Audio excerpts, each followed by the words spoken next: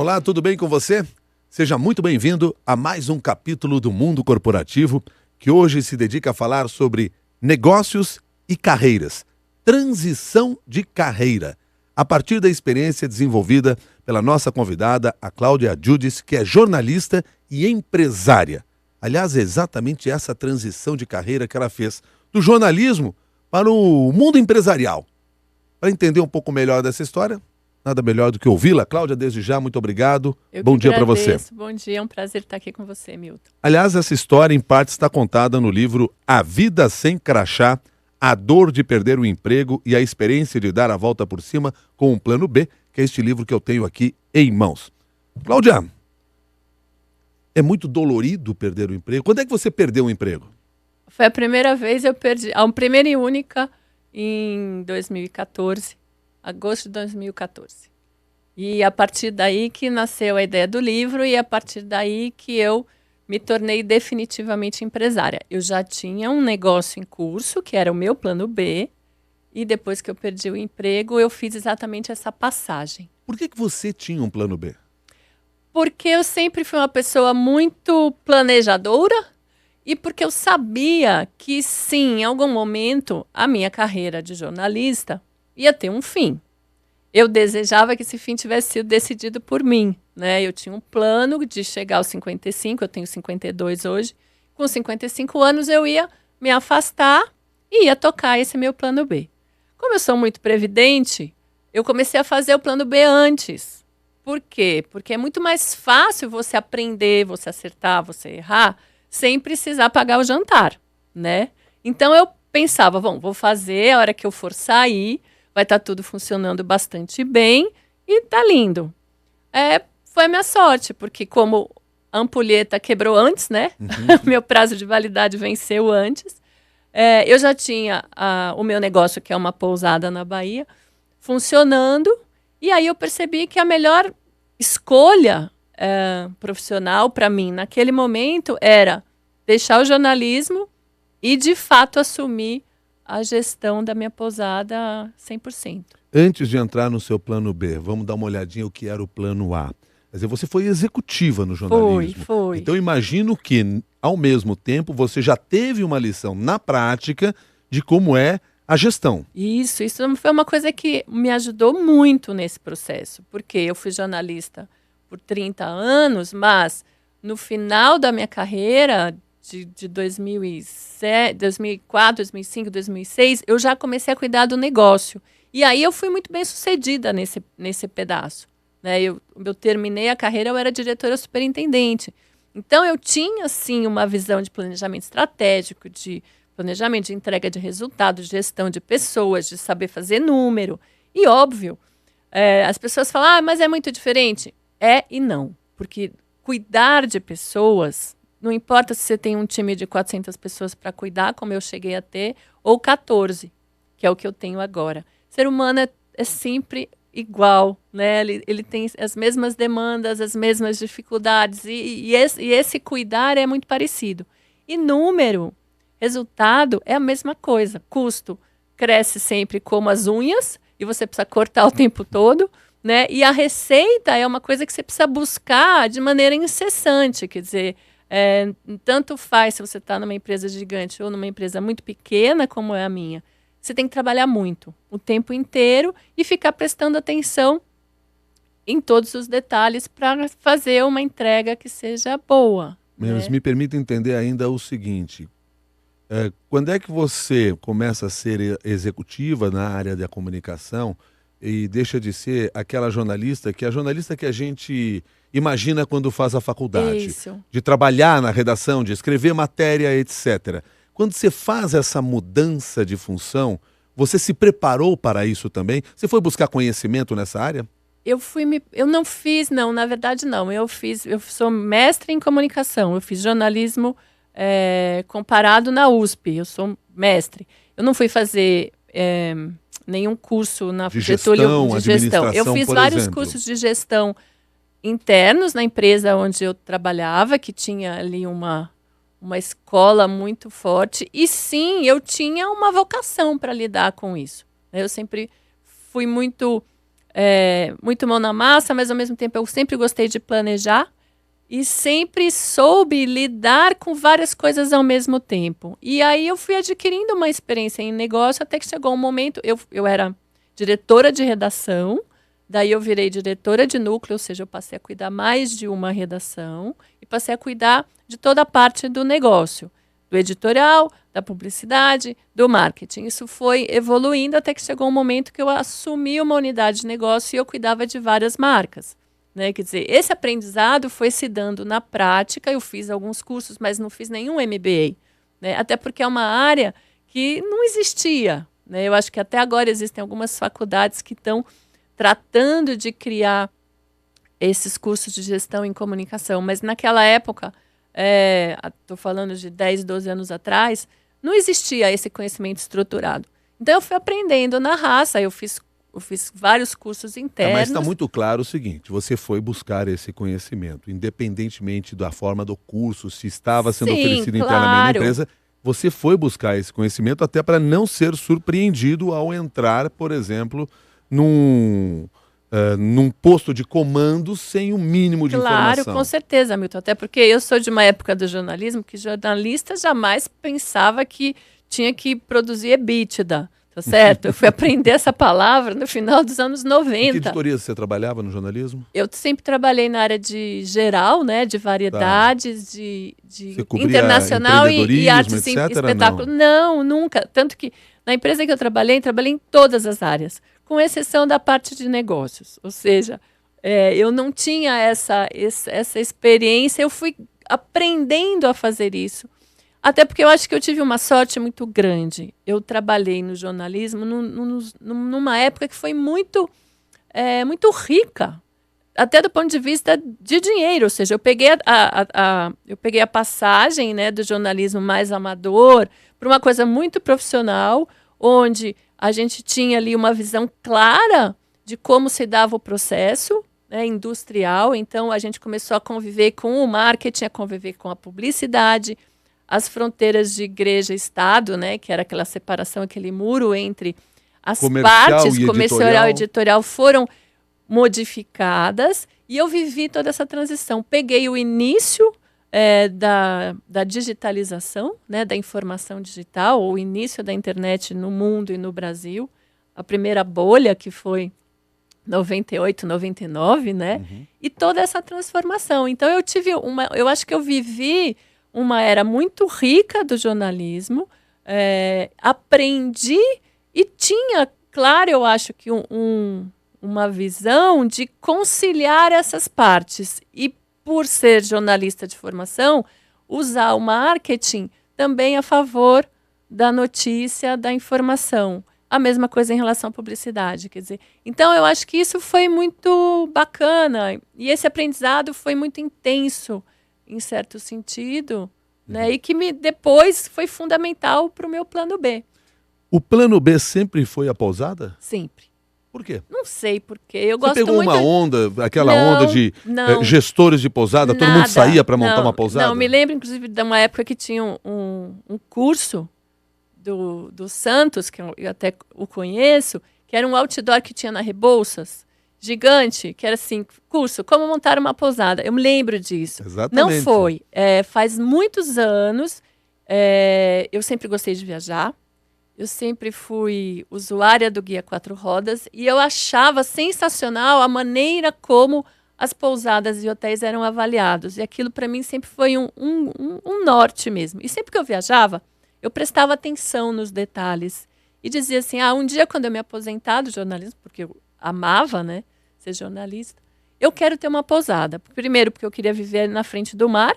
E segundo, porque eu achava fascinante essa oportunidade de você servir e ao mesmo tempo conhecer gente e ter essa troca constante de uma convivência com pessoas num estado de espírito muito interessante, que é nas férias. Quer dizer, quem chega numa pousada, em geral, chega de bom humor, chega feliz, chega querendo aproveitar. Então, é um momento de se relacionar com o ser humano muito pródigo, muito agradável. Isso é uma das coisas que eu mais gosto de fazer no meu trabalho hoje, que é conversar com as pessoas. E eu tinha esse plano sempre, tanto que toda vez que eu estava meio cansada ou com um chefe mais chato me aborrecendo, eu falava assim, eu vou largar tudo e vou abrir uma pousada. Você teve que pular uma etapa? Porque, de repente, foi surpreendido. Você planejava, como você disse, Em aos 2020. 55 anos, Em 2020. Em 2020. Você teve que pular alguma etapa para assumir a pousada como Não. o seu negócio? Não tive que pular, porque graças a Deus eu sempre fui muito, muito, muito previdente. Então eu comecei a fazer a pousada em 2010. Demorou 2 anos para ela ficar pronta. Aí ela inaugurou em dezembro de 2012.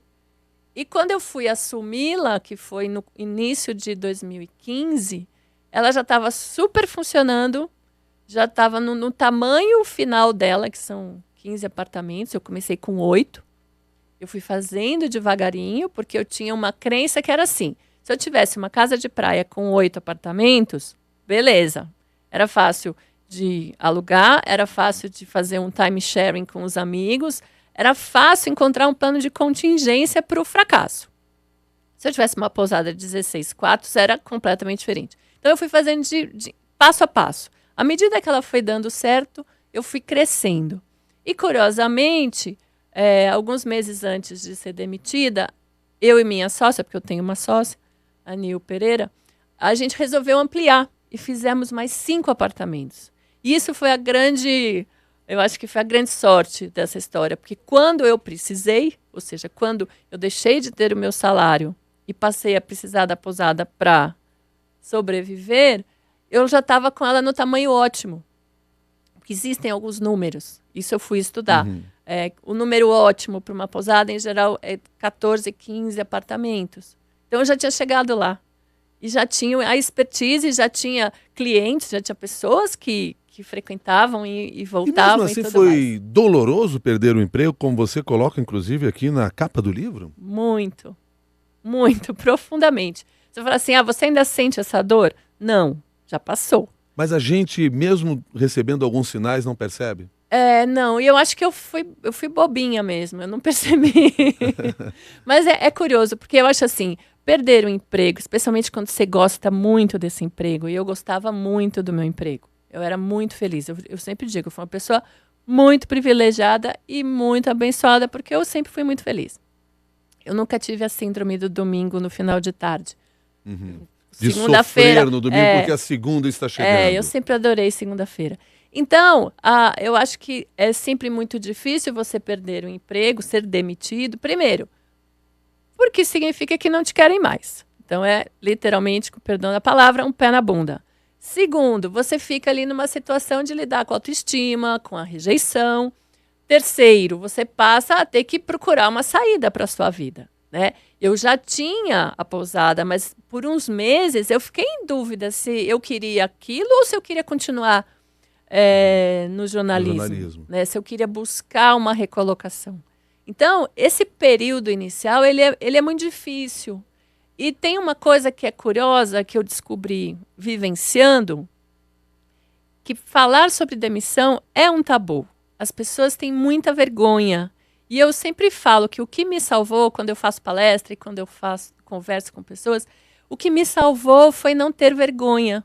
Porque era isso que eu ia perguntar para você. O quanto é difícil de ter que admitir para o outro, seja ele quem for o outro, não, eu fui demitida, eu não tenho mais emprego. Exato. E eu acho que eu fiz isso, foi intuitivo, né? Foi uma coisa que aconteceu, eu tive um insight, na verdade, eu estava pedalando na Faria Lima, indo inclusive resolver uma questão burocrática, quando eu ouvi ali uma voz do tipo, por que você não faz um blog? Cláudia Judson, A Vida Sem Crachá. Né? Isso não foi uma invenção, isso foi um insight, ou um anjo, cada um entenda como quiser. E aí, o que é Cláudia Judson, A Vida Sem Crachá? É contar para os outros como é, depois de 23 anos, viver sem o crachá, viver sem o sobrenome da empresa na qual você trabalha. Difícil. Eu acho que é muito difícil para todo mundo. Por quê? Porque hoje a gente vive num mundo onde as relações, elas são, em geral, permeadas pelo trabalho. Quando você está numa festa, você é apresentado para alguém, as pessoas vão falar assim, fulano de tal, tudo bem, você é famoso, não precisa, mas quem não é? Fulano, a sua Cláudia, da onde? primeira vez que Costumo dizer que minha fama fica em casa. Bom. Mas você não sabe que enfim, você é o Milton Jung da CBN. E eu... Pois mas quando sou apresentado, eu sou apresentado como o Milton Jung da CBN. Então, é isso. É o seu sobrenome corporativo, é o seu crachá. Primeira vez que eu fui num escritório, 2 dias depois de ter sido demitida, e a recepcionista falou assim, pois não, quem é Cláudia Giudice? Da onde? Eu juro, eu fiquei uns 5 segundos assim, olhando para ela, sem saber o que responder. Por quê? Porque eu passei 23 anos respondendo a mesma coisa. Hoje se perguntam para você, da onde? É da Posada da Capela, é da Coisas da Ninoca. Você continua precisando, a gente continua precisando sempre ter este sobrenome agregado? Infelizmente, sempre. Eu agora brinco muito com isso, né? Às vezes eu respondo da vida sem crachá e eu brinco muito com isso. Mas sim, e o mais grave dessa situação é que a gente hoje vive uma coisa que já foi chamada de a era do pós-emprego. Então, esse crachá vai se tornar cada vez mais raro e mais difícil de ter, porque o emprego formal, do jeito que a gente foi acostumado a desejar e a ter, vai sumir cada vez mais. Então, você vai ter que saber se apresentar para os outros e para a vida de uma outra maneira, né? Eu acho que para os jovens isso não é tão difícil, porque eles já têm uma visão a respeito disso diferente, que é o que eles chamam de carreira carreira barra, né? Fulano, o que ele é? Ele é motoqueiro, entregador, jardineiro, piscineiro, e ele não liga em ser isso. Ou ele pode ser designer, artista plástico, DJ e produtor. As pessoas mais jovens já se acostumaram a combinar várias funções e vários talentos numa mesma carreira. Eu que sou dos anos do século passado, né? A gente era o quê? A gente era educado, ensinado a ser bom numa única coisa. E que se a gente ficasse trocando muito de emprego, se a gente fizesse muita coisa diferente, passava uma falta de seriedade, né? Passava uma falta de conhecimento, era uma pessoa errática. Então, eu acho que por isso esse crachá, esse sobrenome, ficou tão forte, tão importante nas relações sociais. O que você recomenda para quem passa por um processo como esse que você passou? Nós perdemos o nosso crachá. E aí? Olha, a primeira coisa que eu recomendo é que a pessoa fale com quem ela puder. Com os amigos, com a família, com os ex-colegas. Que ela peça ajuda, que ela não se encasule, que ela não vá para debaixo da cama. Eu brinco que dá para chorar 2 dias depois, você tem que dar um jeito, porque sim, você tem que viver o luto, mas você não pode mergulhar nesse luto e se esconder atrás desse luto. Eu acho que conversar, falar, compartilhar é a melhor maneira, seja para você conseguir um novo emprego, se é isso que você quer, ou seja para você buscar uma saída, para você encontrar o seu plano B. Né? O plano B é uma coisa que algumas pessoas já têm e não colocaram em prática por falta de tempo, e algumas pessoas não fazem a menor ideia do que fazer. Pois é, isso que eu fico pensando, até porque muitos de nós estamos preparados para cumprir esta carreira que foi determinada em determinado momento na nossa vida. Exato. E aí você diz, até lá o fim eu vou seguir nisso, e se eu perder o emprego nessa empresa, eu vou fazer a mesma coisa na outra empresa. Quer dizer, como é que a gente começa a desenhar o plano B? Quebra essa barreira que nós mesmos devemos criar para nós. Como é que a gente prepara isso? Então, essa questão do plano B, eu já tinha o meu de origem, mas depois eu fui percebendo de onde isso vem, né? Quer dizer, como é que você pensa num plano B? Da onde ele nasce? Eu costumo dizer que o melhor lugar para ele nascer é daquilo que eu chamo de patrimônio pessoal. O que é isso? É aquilo que pertence a nós e que ninguém tira. Não é dinheiro, não. Pode ser também. É bom ter dinheiro para abrir. As pessoas tiram. Pertence a nós, mas as pessoas tiram, sim. Dinheiro é bom, ajuda a fazer um plano B. Mas é mais forte do que isso. O plano B, ele pode vir desse patrimônio pessoal, que é o quê? Que começa no seu DNA. Quem é você? O que você gosta de fazer? Você gosta de falar? Você gosta de viajar? Você gosta de ficar quieto no seu canto? Você é concentrado ou é disperso? Você é ativo, é mão na massa? Ou você prefere delegar e dar ordens. Isso é teu DNA. Esse DNA vem junto com a sua origem familiar, ou seja, pessoas que têm famílias com uma tradição de empreendedorismo têm mais facilidade de partir para um plano B. Quem é filho de famílias onde você tem ali o profissional liberal ou o funcionário público... Quem é filho de crachá? Tem uma tendência, né? Ainda mais se a história de crachá do pai foi boa, tem uma tendência a querer um para si também, né? Então, isso tudo são elementos que você tem que rebuscar, recorrer na sua história para pensar no que pode ser o plano B. Durante um bom período, eu entrevistei muita gente para saber como é que eles tinham chegado nos seus planos B. Você foi buscar ajuda nestas outras pessoas? Não, eu fui entrevistar para contar essas histórias e tentar ajudar pessoas que estavam passando por essa experiência. Houve um bom período do meu blog que eu contava essas histórias de gente que tinha ou perdido emprego ou que não queria mais fazer aquilo que tinha estudado para fazer porque foi levado a escolher aquela profissão, mas não era aquilo que ele queria para si, né? Então, durante muito tempo, eu entrevistei dezenas de pessoas. E o mais curioso é que a maioria delas tinha encontrado o seu plano B em coisas da infância, do passado, em uma vivência familiar e muito pessoal. Por exemplo, uma amiga, inclusive, minha, Eliana Vilar, que fazia uma carne louca que era absolutamente maravilhosa. E hoje ela tem um food truck, hoje ela tem uma pequena empresa de catering, ela vende carne louca em domicílio, ela vende carne louca em pequenos eventos e ela vende carne louca no food truck dela. E ela também trabalha como produtora. Mas isso foi uma coisa que ela tirou do quê? Da experiência, da família, de uma receita ali do... Passa por autoconhecimento. Sim, sempre. Passa por autoconhecimento. Você trabalha muito mais hoje do que trabalhava antes? Sim. Sim e não. Porque eu sempre trabalhei muito, né? Eu sou uma workaholic feliz. É diferente. É difícil contabilizar em número de horas, né? Eu tenho um trabalho muito intenso em determinadas épocas do ano, o verão, por exemplo, os feriados, trabalho muito. Mas hoje eu mando no meu tempo, né? E eu acho que hoje o grande aprendizado é eu mandar no meu tempo e de vez em quando eu falo assim, agora para de trabalhar. Porque como eu sou agora chefe de mim mesma, se eu não faço isso, eu trabalho sem parar. Né? Por isso que eu demorei para responder. Porque às vezes sim eu trabalho sem parar, mas é por erro meu. Porque eu deveria às vezes parar e não trabalhar. E como é que a gente se adapta às questões financeiras? Porque muda completamente. O fato de você ter um crachá e saber que no dia 15, no dia 30 você vai receber o salário e você já sabe quanto é, e você não ter um dia de pagamento do seu salário mais. Eu acho que esse é o ponto fundamental. Assim, você perguntou o que faz depois que perdeu o emprego. Primeiro vive o luto, depois pede ajuda. Terceiro, corta custo e muda de vida.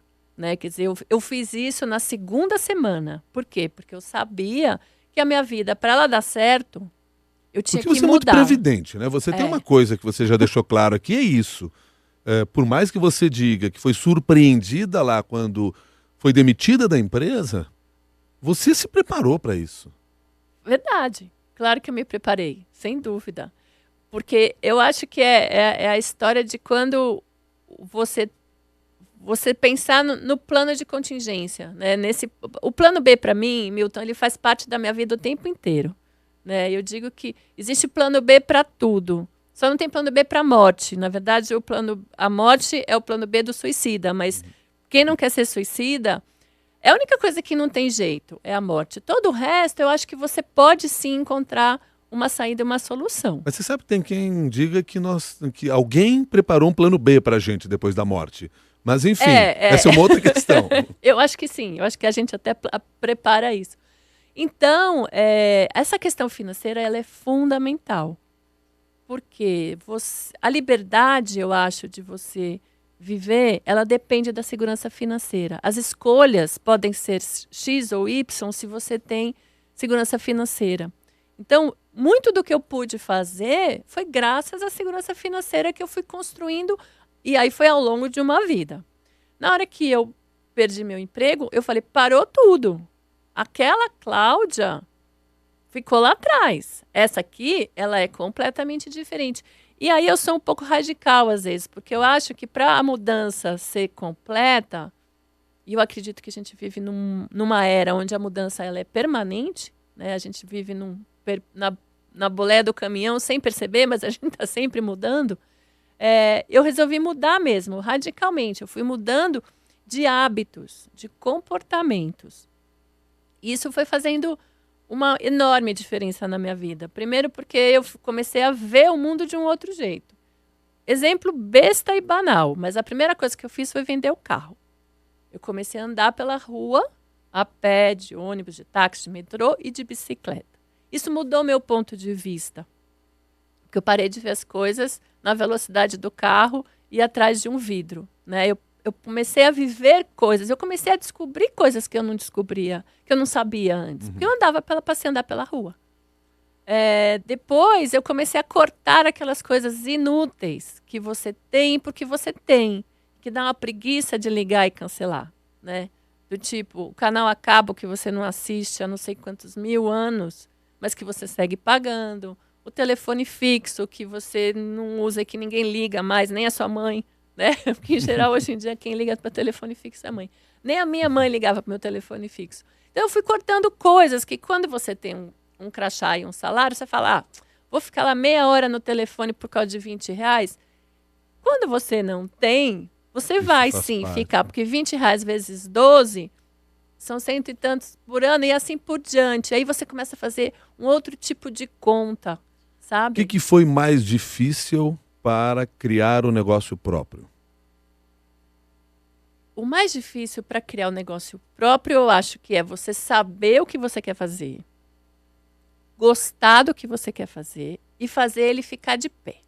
Para você, desses 3 pontos, talvez então a única dificuldade foi ficar de pé, porque você sabia e você gostava. Isso. Eu não sabia que eu gostava, eu achava que eu gostava, né? Bom, porque a gente sempre... mas já é um bom início. Existe sempre uma idealização, né? Isso também, porque eu imagino que deve ter muita ilusão quando a gente se lança nessa área. Exatamente. E aí vou pegar de novo o velho exemplo da pousada. Claro. Quantas pessoas caíram nessa ilusão de que ali era a salvação da lavoura. Sim, que você vai ficar na rede vendo o mar. Exatamente. Não vai. Você descobriu que não era assim, mas você havia se planejado. Exato. Então, muita gente, por exemplo, eu gosto de cozinhar, vou abrir um restaurante. Não é assim. As coisas são difíceis e exigem muito trabalho, né? Quer dizer, eu, por exemplo, decidi abrir uma pousada num lugar que não era turístico. Eu sabia que eu tinha um risco pela frente. Por que eu fiz isso? Porque significava investir menos. E eu apostei que eu ia conseguir, com o meu patrimônio pessoal, que era minha rede, né, de amigos, de contatos, eu ia conseguir trazer pessoas para esse lugar que não era um lugar turístico, que é Arembepe. Arembepe, para quem é mais velho, lembra que é o paraíso dos hippies, mas não é turístico. Turístico é Praia do Forte. Sim, eu consegui fazer isso. Eu sabia que eu tinha um risco, por isso que eu tinha o plano B e C para o plano B. É verdade? Eu tinha.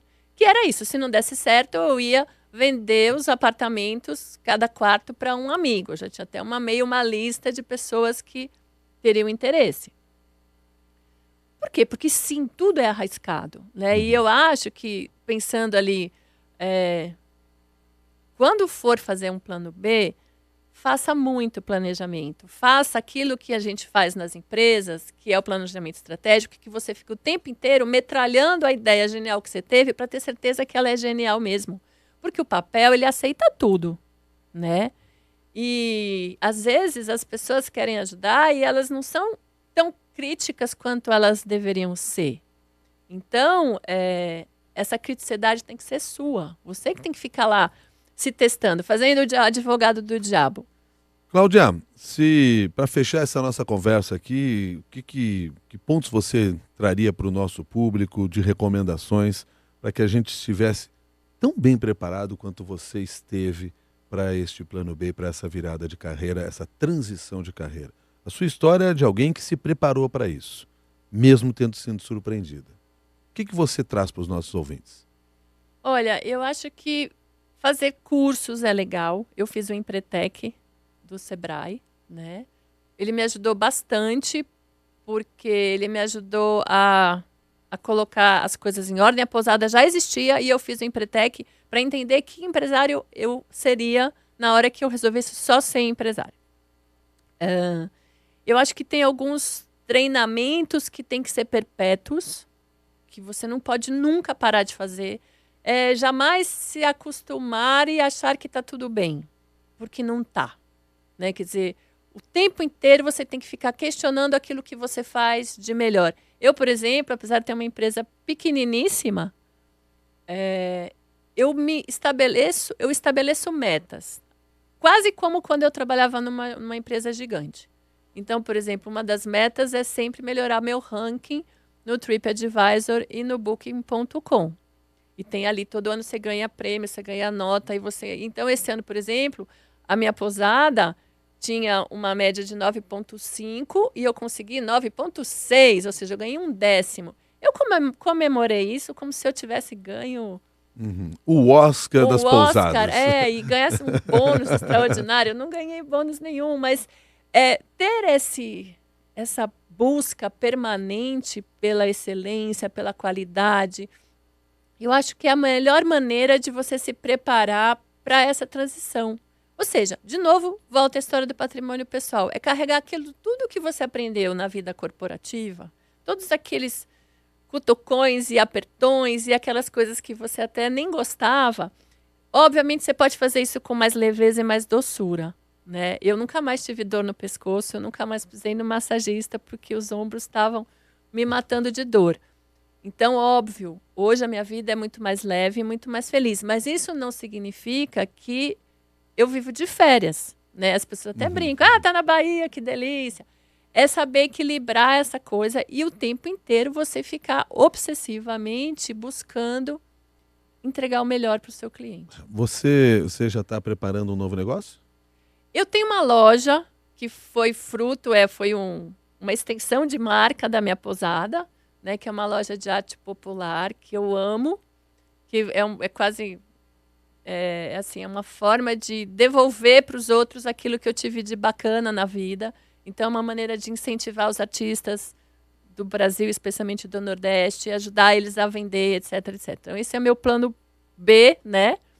E eu vivo tendo ideias de coisas que eu quero fazer, né? E eu fico o tempo inteiro pensando nisso, porque eu acho que isso é uma outra questão que envolve o plano B hoje, Milton. A gente vai viver muito tempo. Eu tenho 52 anos, daqui a pouco eu chego nos 55, que era a minha meta anterior, né? E aí? E o que eu vou fazer dos 55 aos 65? E dos 65 aos 75? Viajar pelo mundo? Claro, eu quero fazer isso, mas é tempo demais. Porque certamente faz parte dos nossos planos viver muito mais, claro, né? Sem dúvida. Claro, eu não quero ser a pessoa que vai viver 150 anos, que já está entre nós. Não quero. Mas, de qualquer maneira, se nenhum infortúnio ou nenhum acidente acontecer, eu sei que eu vou viver bastante. Então, como é que eu vou preencher essa minha vida? Né? Quer dizer, vai ser com muitos planos B. Sem dúvida. Bom, Cláudia Giudice em A Vida Sem Crachá é o blog. Lá você pode encontrar vários textos, ensinamentos da Cláudia, mas tem aqui em minhas mãos o livro A Vida Sem Crachá, a dor de perder o emprego e a experiência de dar a volta por cima com um plano B. Boa oportunidade para a gente pensar sobre esse assunto. Cláudia, muito obrigado pela sua gentileza estar conosco aqui no Mundo Corporativo. Eu que agradeço, foi um prazer. Nós que agradecemos, Cláudia Giudice, que hoje é dona de pousada, empreendedora, autora do livro A Vida Sem Crachá, já foi jornalista e usa os seus conhecimentos desta carreira inicial exatamente para fazer esse trabalho, seja no blog, seja aqui no livro também. E você, planejando, tem algum plano B? Compartilha com a gente também, que vai ser muito legal contar. Lembre-se, nós temos um grupo de discussões lá no LinkedIn, grupo de discussões do Mundo Corporativo da CBN. Lá você pode publicar o seu texto, o seu artigo. Fique à vontade. É muito legal ter também o seu conhecimento compartilhado com outras pessoas. Até um próximo capítulo.